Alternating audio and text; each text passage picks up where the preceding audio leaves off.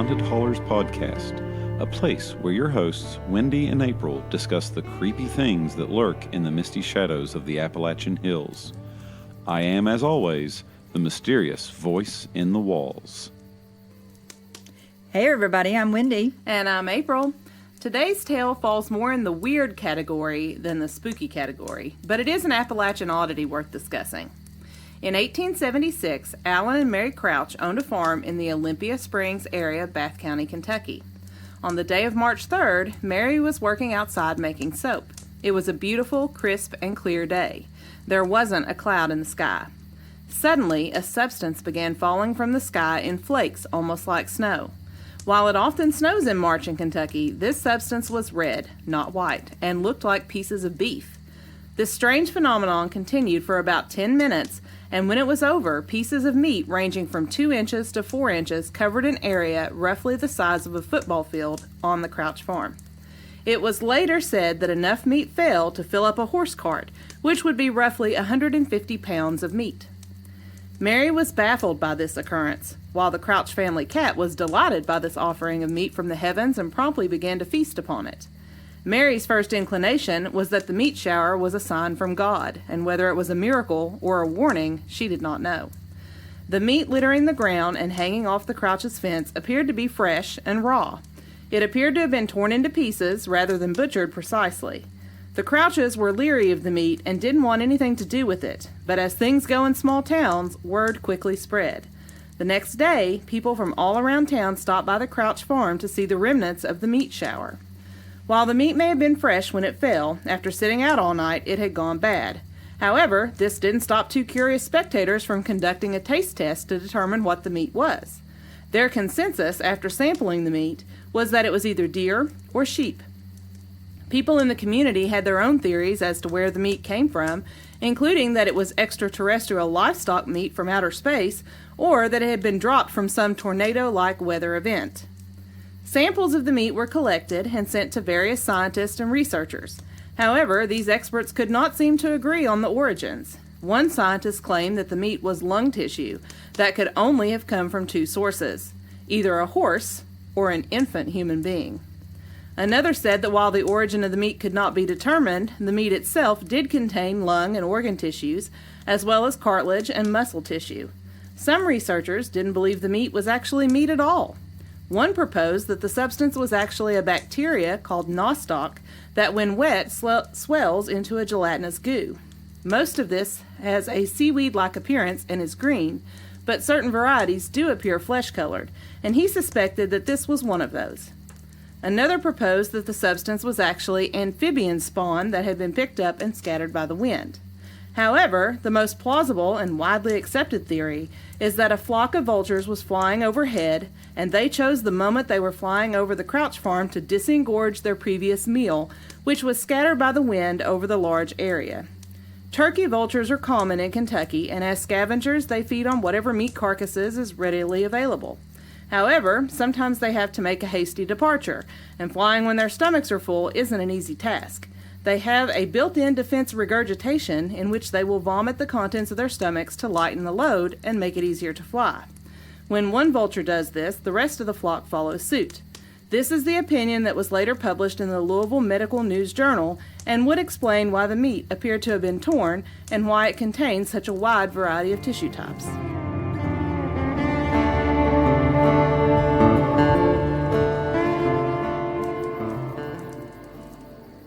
And now it's time for the breakdown. I don't even know where to begin with this one, but I would like to say one thing. As a vegan, this is my worst nightmare. I cannot imagine this happening to me. My worst nightmare. First of all, I just have to say, who thinks, this weird, mysterious, raw meat-looking substance just fell out of the sky yesterday and it's been hanging out on the ground overnight, but I think I'll pick it up and taste test that. Who does that? For science. For science reasons, yes. Who does that? I don't know. I don't know. Why would someone pick that up and taste test it? And how did they come to the conclusion, oh, it's deer or lamb? Or was it sheep? So mutton or venison, I guess, was what they thought it tasted like. Oh my. And who knows what raw venison and raw mutton tastes like anyway? Oh, there's so much wrong with that. Just There's in a lot that, of there's so much questions. wrong with that. I don't know. So, I did a deep dive on vultures here, Oh, I did too. and that's what this case did to me. I went and did a deep dive on vultures, and I learned way more about vultures than I really ever wanted to. And so, one of the things I found out is, first what they're called. If you have a large group of vultures together, you have a committee. When Oh. they're flying, they are a kettle. And when they are feeding, they are a wake. They're called a wake. So, one thing I found out is if they are threatened, they regurgitate. So, it's a defense mechanism. So, imagine you have something coming at you and you're scared. It's like, what's your superpower? I throw up on command. They can make themselves throw up to either distract the prey or, as a way to scare off the prey. So it's kind of like, what's your superpower? Yeah. I throw up. Well, I thought that was interesting too because that seems to be the most widely accepted theory of where this meat came from. So our two curious bystanders there were taste testing vulture vomit. But okay, so I read a little bit about them too because I was like, okay, first of all, how many vultures would you have to have 150 pounds worth of meat Exactly. vomited all over this football field sized area? I'm guessing at least 2.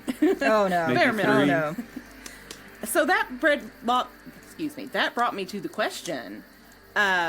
If there are that many vultures vomiting from the sky, she's looking around. Obviously, when this stuff starts raining out of the sky, she's going to look up and see, what's going on. And she didn't see any vultures. And, it was a clear day. There were no clouds. So that led me to the question, well, how high do vultures fly? Could they have been high enough up in the sky that she could not see them? And I discovered that pilots have recorded seeing them as high as 20,000 feet. Okay, that's pretty neat. So I would imagine if a huge group of vultures is 20,000 feet in the air vomiting, you might see the meat coming down. You may not see the vultures where they're coming from. Mm-hmm. And, okay, in my deep dive, and a lot of this came from thespruce.com. So, as I'm doing my deep dive, that I wondered the same thing. How many vultures would it take? And I couldn't find an exact number of how much food or how much meat a vulture could hold in its stomach at one time or how much it could consume. But I did find that when a vulture eats, it gains about 4 pounds. So Interesting. let's imagine that is 4 pounds of meat. So a vulture getting 4 pounds, you divide that by 150 pounds of meat. I think my number was like 37.5, so you would need around 37, 38 vultures. It's a lot of vultures. That is a lot of vultures, but surprisingly a smaller amount than I expected for that amount of vomit. So I'm wondering, though, like you said, if there's that many vultures in the sky, why didn't she see them? But again, if they're up as high as what you said, if airplane pilots have seen them, then maybe they are up that high. To where she couldn't see them and she just saw the meat falling. So that does kind of make sense. Mm-hmm. And also, the other thing with their regurgitation, they don't do it just as a defense mechanism for fear. If they want to fly, they can regurgitate so that the flying is lighter for them. They have a lighter body and they can fly longer distances. So that's a pretty neat thing about them. I found out so much about vultures that I never wanted to know because of this. And also I found out vultures and buzzards are completely different. Yeah, I had always thought they were just called buzzards. Yeah. So anytime I saw them on the side of the road, I was like, oh, look, it's a buzzard. Mm-hmm. No. Mm-mm. That's what my parents always called them. Right. But apparently Kentucky has 2 different types of vultures. One is the turkey vulture, which is probably what this group of vultures was, and they only eat dead things. And when I thought about that too, I was like, okay, vultures eat dead things, but supposedly when this meat first fell from the sky, it was raw and fresh. Mm-hmm. So I did a little research into that, and turkey vultures only eat dead things, but they want fresher dead things. Exactly. So like 12 to 24 hours post-mortem is kind of their sweet spot for. And I saw once it got to about day 4, they wouldn't touch it. Right. They didn't want anything to do with it because it was too spoiled for them. So maybe if this was a recent kill, they come along, if they think it's a deer or they think it's a mutton, they come around, they find this animal that's recently deceased, they eat it, and then very shortly after vomit it back up. Maybe it could have been raw and fresh. So I ask you, is this a paranormal podcast or are we now a science podcast? Yes. I'm not sure. A little bit of both. Well, I just think that this is such an interesting thing because, okay, we're talking about 1876. Okay, so this is a long time ago. And we talk about, science, and they sent stuff off to scientific people to get testing done. But when we think about 1876, your scientific testing was pretty much limited to what you could put on a microscope and look at, put on a slide and look at under a microscope. And so it wasn't like they had DNA testing or genetic testing or anything like that. And there is still a sample of this meat around. It's owned by Transylvania University, and there's a story about that we'll get to momentarily. But a while back, they tried to have it genetically tested to see if they could figure out what kind of animal this meat came from. Because, there was all kinds of theories. One that cracked me up the most was that they thought, maybe a planet had exploded somewhere near us, and they were getting alien livestock. I guess in 1876 they didn't think about the fact that it probably wouldn't survive its trip to Earth, but they thought they were getting some alien livestock or maybe some extraterrestrial flesh that just kind of rained down upon them. But they sent this sample off, or parts of this sample off, to try to have it be genetically tested. But, it's so old and rotten at this point, and it wasn't stored probably in the best way for that. It was really inconclusive. Oh, that's disheartening. I would love to know what that is. And, the fact at this time, when they were saying, it could be a horse or it could be an infant human being. Can you imagine being one of the guys who tried that meat, and then a week later the guy's like, well, we think it's the lungs of a horse or a baby. Didn't you try that? Nope. No, I did not. I did not try that. I don't know what you're talking about. Never tried it. Unintentionally cannibalizing. Yes. This story gets crazier and crazier by the minute. Well, if you ever were curious what this meat tasted like, there is possibility, a chance that you could try it out for yourself and see what you think. Because in 2007, there's this gentleman named Kurt Goad, and he is a professor of art at Transylvania University. And he got really interested in the story, and he is actually got to digging around in the archives down there, and I guess he's the one that found the sample of the meat. And so he sent it off to have it analyzed. He sent it to a taste lab in Cincinnati, and he had them analyze this piece of meat, or part of it, I guess. And then they created jelly beans that are supposed to taste like the meat. And in 2007 at Court Days, which is a big deal in Mount Sterling, Kentucky, he apparently had tins of these jelly beans and was passing them out to people, having them try them, and then report back to him what they thought it tasted like. Amazing. I've never been so happy to be a vegan in my life. I'd like to know how many listeners out there are giving veganism or vegetarianism a shot right now. I've got pointers if you need them. And if any of you were at the Court Days in 2007 and tried out these meat-flavored jelly beans, we would love to know your experience. I would love to know, yes. But some of the things that they were dark red, of course, had to be dark red jelly beans. Some people reported that they reminded them of raw bacon.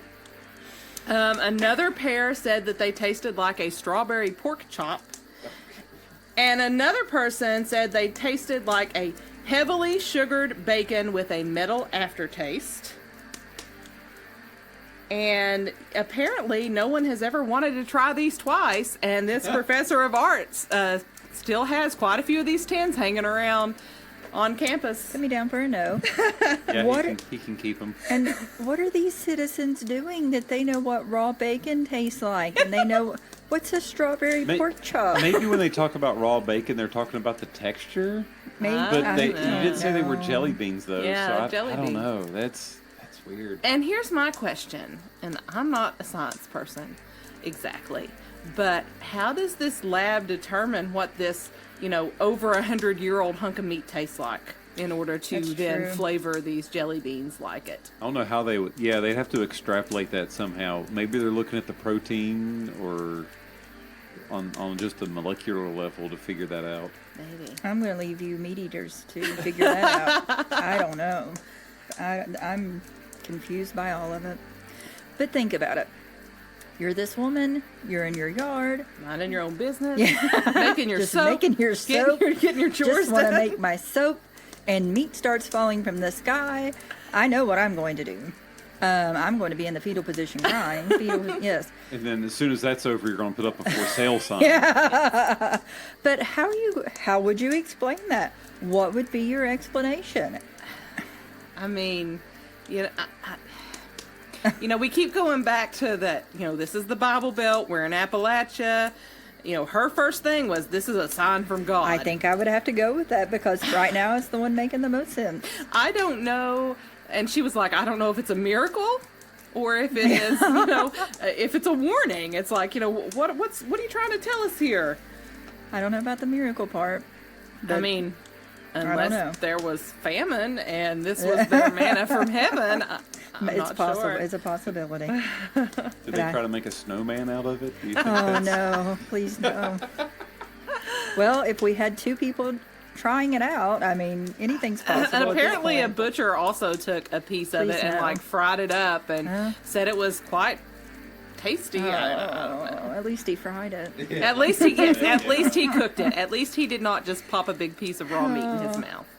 So yeah, I think at this point I'm going with the vultures. I think that makes the most sense. I do have more respect for them now, knowing what their superpower is, that they can regurgitate. That's pretty cool. Well, and so many of the other theories that people had relied on weather events. Because they were talking about like that bacteria, but I wouldn't think that a bacteria that had this property to become gelatinous when it's wet. I mean, first of all, it wasn't raining that day. So that one doesn't make a whole lot of sense to me. It wasn't wet outside. It wasn't raining. So what activated the bacteria, to Right. make it puff up? And, I saw a few pictures of it in my research, and it didn't look like meat to me. I mean, it looked like, I don't know, something you'd see come out of the water, like seaweedy like Okay. stuff. And then the other theory about it being reptile eggs. I mean, I've seen tadpoles, before they pop out of the eggs. We have a lot of that going on in the spring around here. Mud puddles are full of frog eggs. I've seen those. I don't think I would mistake that for meat. I wouldn't think so. Not that I would do that. And how would it get picked up and, dropped in, especially there's clear, calm day, no wind, no nothing. So how's it getting picked up? Yeah, that doesn't make sense. Some of the other crazier stories that I read about, one person suggested that two people nearby had gotten into a knife fight and that there was some kind of a weather-related event that picked up their remains and blew them out over her house. That's a lot of remains. Ooh, big stretch. Yeah, that's... We're trying to connect some dots here, just, whatever way we can, I guess. Wow.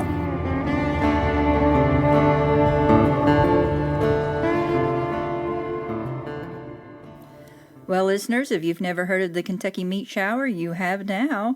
We would love to know what you think caused all of this and how you would react if something like this ever happened to you. So let us know on our media.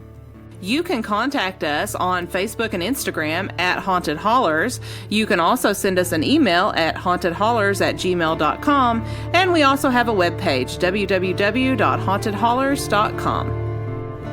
Until next time, listeners, beware of things lurking in the shadows.